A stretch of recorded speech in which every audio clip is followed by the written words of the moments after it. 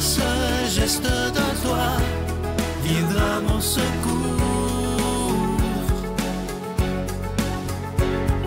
Viens semer dans mon âme le grain de l'amour. Je traverse un désert et je meurs de soif. Montre-moi le mystère qui garde la foi.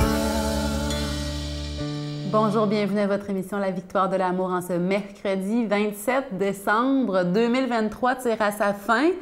Justement, aujourd'hui, j'aimerais qu'on se parle un petit peu de la beauté de faire un bilan. Hein? Pour ne pas prendre des résolutions en vain, prendre des résolutions qu'on ne tiendra pas. Est-ce que déjà, d'abord, de se rappeler, est-ce que ça vous est déjà arrivé de prendre des résolutions du Nouvel An et de les tenir? Oui, ah oui, c'est vrai, telle année, j'avais pris une résolution, je l'avais tenue, j'étais fière de moi. Donc, se rappeler nos bons coups, nos victoires, ça nous aide à prendre des résolutions dans le bon sens. Faire un bilan est nécessaire aussi. Hein? Quels sont les grands enseignements de 2023? Hein? Quelle est cette nouvelle sagesse qu'on a acquise, qu'on a reçue, qu'on a accueillie? Qu'est-ce qui a changé dans nos vies en 2023? En positif, en négatif, il y a toujours deux côtés à une médaille. Donc, pour chaque événement, il y a deux manières de le prendre. Hein? Pour pouvoir aller de l'avant, il faut faire un pas de recul puis regarder un peu dans le rétroviseur de nos vies, regarder un peu en arrière, qu'est-ce qu'on a vécu et en quoi on est interpellé pour aller de l'avant. Qu'est-ce qui s'est passé? Comment ça s'est passé? Comment j'ai vécu? Et si on est peu fiers de nous-mêmes. Et si on est déçu de nous-mêmes, on dit hey, « ouais, il y a eu telle affaire, puis j'aurais dû réagir autrement ou j'aurais pu le prendre autrement. S'il y a quelque chose de difficile qui nous est arrivé, bien, c'est le moment, à la fin de l'année comme ça, pour tout remettre à Dieu qui s'est incarné, Dieu qui s'est fait l'un de nous, Dieu qui est descendu de son ciel pour venir habiter parmi nous. Il est venu là, dans la crèche à Bethléem, naître là où c'était pas si accueillant. Hein? Il n'y a aucune maman qui veut donner naissance dans une étable, dans un lieu pour les animaux. Bien, c'est pour nous dire à quel point Dieu peut venir, veut venir, Dieu frappe à la porte de nos cœurs, peu importe l'état de notre cœur, peu importe ce qu'on a vécu, comment on l'a vécu. Hein? Des fois, on espère bien réagir, puis il arrive quelque chose, puis on réagit mal. Confions ça à Dieu, qui vienne nous aider à réparer ou qui vienne réparer lui-même. C'est lui le sauveur. Il l'a dit, « Je suis venu sauver ce qui était perdu. Hein? Je ne suis pas venu pour les bien portants, mais pour les malades. Hein? Je suis venu apporter la paix. » Dieu veut nous sauver de nos situations inextricables, les situations dans lesquelles on ne peut pas sortir. Dieu veut venir nous en sortir, nous libérer. Pour qu'on puisse entrer ensuite dans 2024, conscient de notre environnement, de notre entourage, de notre état d'âme, de notre... faire un petit examen de conscience, un bilan de 2023 pour prendre une résolution ou des résolutions qui ont de l'allure. Hein, réaliste, un petit défi à notre mesure qu'on va être capable de relever avec la grâce de Dieu. Et demandons à l'Esprit Saint de nous éclairer pour savoir quelle résolution prendre. C'est le moment. Là. Ça peut faire des beaux sujets de conversation à table au jour de l'an aussi. Quelles sont les résolutions qu'on veut prendre pour aimer mieux? Parce que l'essentiel, c'est l'amour. Notre Père qui es aux cieux, que ton nom soit sanctifié, que ton règne vienne. Que ta volonté soit faite sur la terre comme au ciel. Donne-nous aujourd'hui notre pain de ce jour. Pardonne-nous nos offenses, comme nous pardonnons aussi à ceux qui nous ont offensés. Et ne nous laisse pas entrer en tentation, mais délivre-nous du mal, car c'est à toi qu'appartiennent le règne, la puissance et la gloire pour les siècles des siècles. Amen.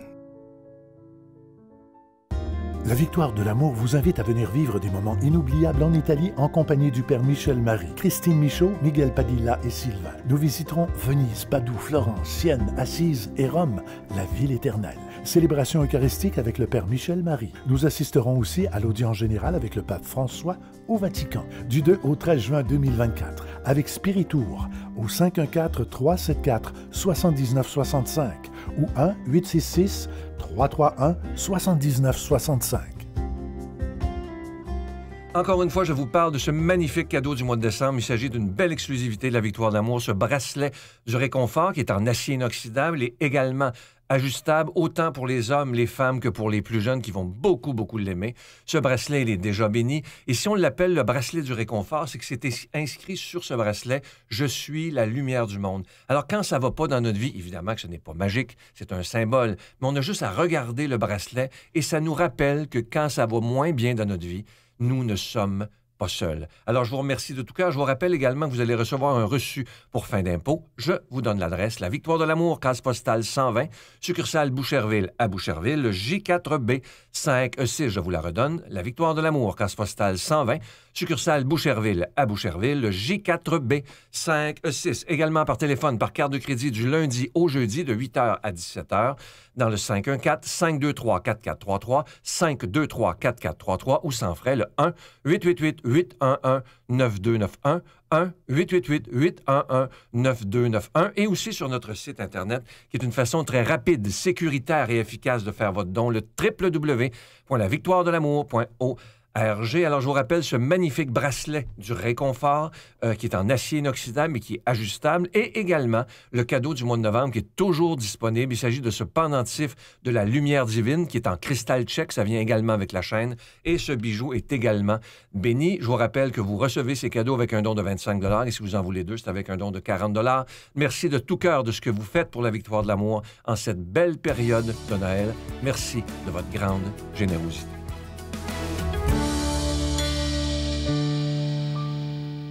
Mon Dieu, donnez-moi la sérénité d'accepter les choses que je ne peux changer, le courage de changer les choses que je peux et la sagesse d'en connaître la différence. Amen. On rejoint maintenant notre cher ami Victor qui va nous commenter l'Évangile d'aujourd'hui.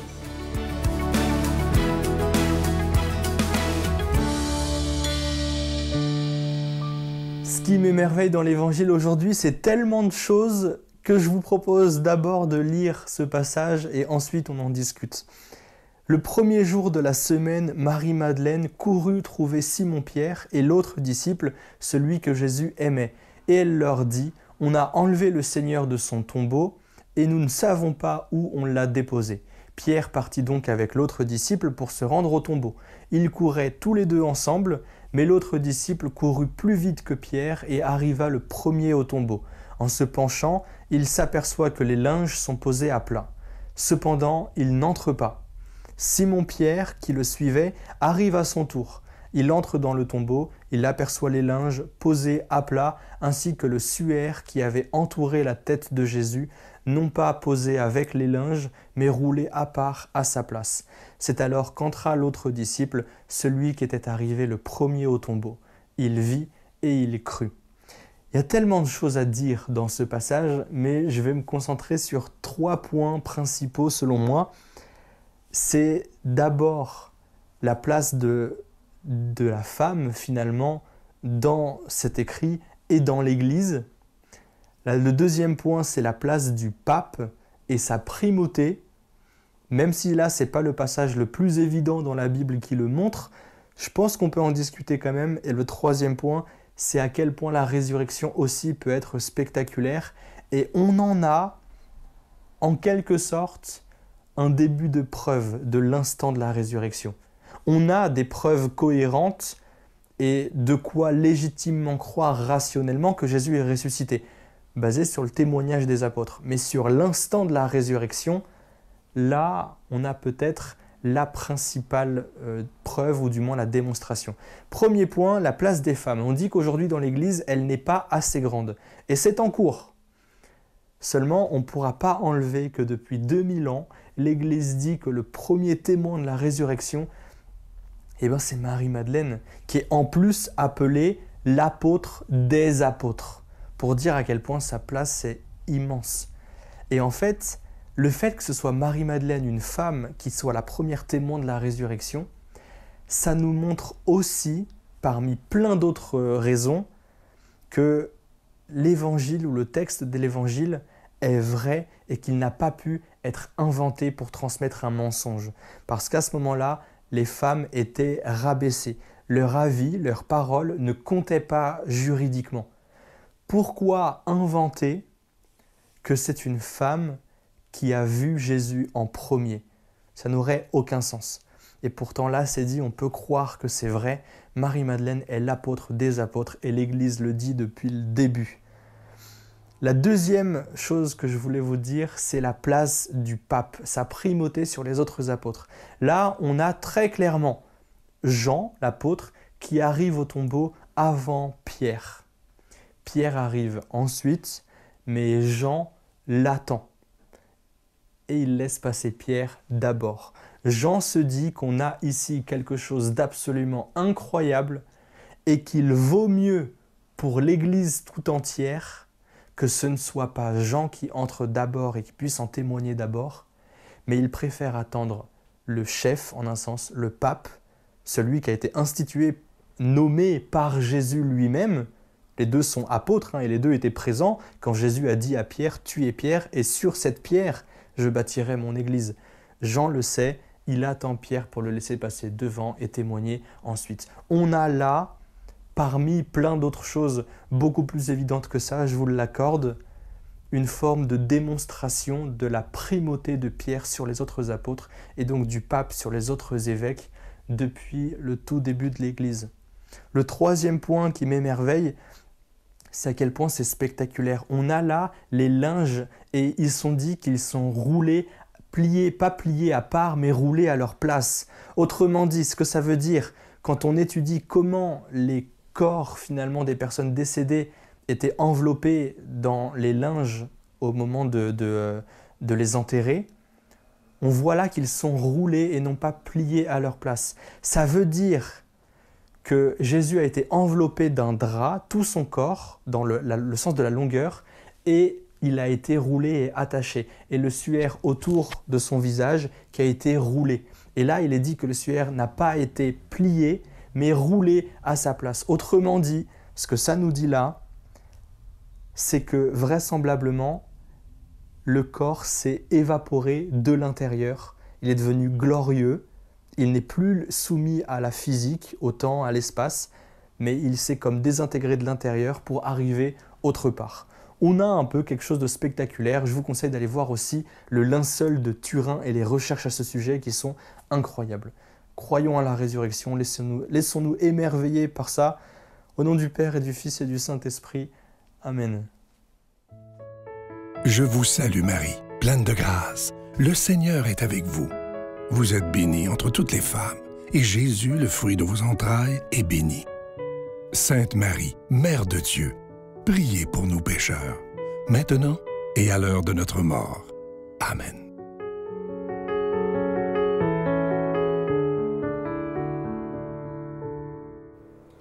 Je vous laisse aujourd'hui avec une magnifique citation d'Éric Emmanuel Schmitz qu'on aime tellement, un auteur formidable. Il a dit « Le bonheur qu'on attend gâche parfois celui que l'on vit. » À trop mettre nos espérances dans l'avenir, parfois on oublie d'accueillir la beauté du moment présent. L'importance de vivre aujourd'hui. Plusieurs sont en congé, peut-être aujourd'hui. Prenons un petit moment de prière devant la crèche, pourquoi pas, pour accueillir le bonheur d'aujourd'hui. Bonne journée. Moi, je rends grâce toujours, chaque matin. J'ai dit merci. Parce que, comme j'ai dit, je fais des folies, là. Mais c'est toujours pour semer la joie. Ouais. Parce qu'une sœur folle comme moi, il n'y en aura pas d'autre. Je te souhaite une bonne année, remplie d'amour, remplie de rêves, et surtout de la santé, de la tendresse sans trêve. Je te souhaite de l'amitié, de l'affection, de la douceur. Oui, je te souhaite de partager, car à plusieurs tout est meilleur. Je te souhaite de l'indulgence pour ceux qui voient à moitié vide.